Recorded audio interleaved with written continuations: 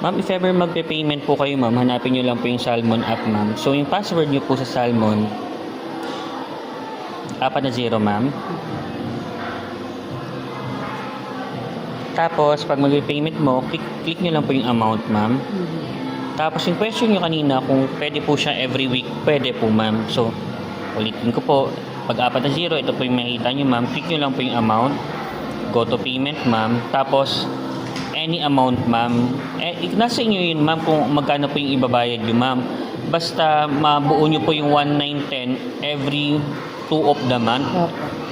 For example, ma'am, bago mag-merge to, kailangan mabuo nyo na to. So, kunya, for example, sa gusto nyo 500 muna, pwede naman po, ma'am.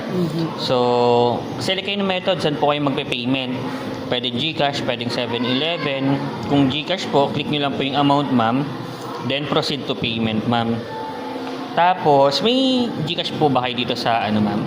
Wala po. Yun, kung ito po, ma'am, ipapascan nyo lang po ito sa GCash, ma'am. So, ito mismo. Yan. So, if ever na-scan na po, ma'am, hindi ko lang alam kung magkano po yung bayad sa inyo sa tindahan or any, ma'am. Saan po kayo magpapa-GCash, ma'am. If ever naman po, ma'am, malayo 7-Eleven sa inyo yun. GCash ka na lang, ma'am. If ever po, ma'am, nakapag-payment ka na, check mo lang dito, ma'am, kung kunya, nag-payment ka ng 500, makita mo dito sa unahan. Pero pag nabuo nyo na po siya, magpe-paid po siya dito. So, if ever may question, ma'am, pwede nyo naman ako i-chat, ma'am, ha?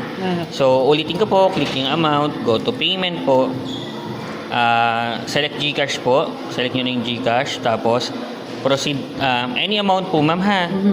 Kunyari, 500, proceed to payment.